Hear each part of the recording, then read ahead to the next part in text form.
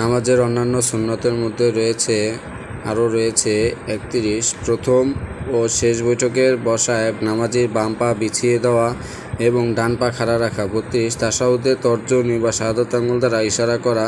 লা ইলাহা বলার সময় তর্জনী উত্তোলন করবে এবং ইল্লাল্লাহু বলার সময় তা নামিয়ে নেবে। ৩৩ জোহর, আসর ও এশার শেষ ২ রাকাতে এবং মাগরিবের তৃতীয় রাকাতে সূরা ফাতিহা পড়া। ৩৪ শেষ বৈঠকের তাশাহুদের পর নবী করিম সাল্লাল্লাহু আলাইহি সাল্লামের উপর দরুদ শরীফ পাঠ করা।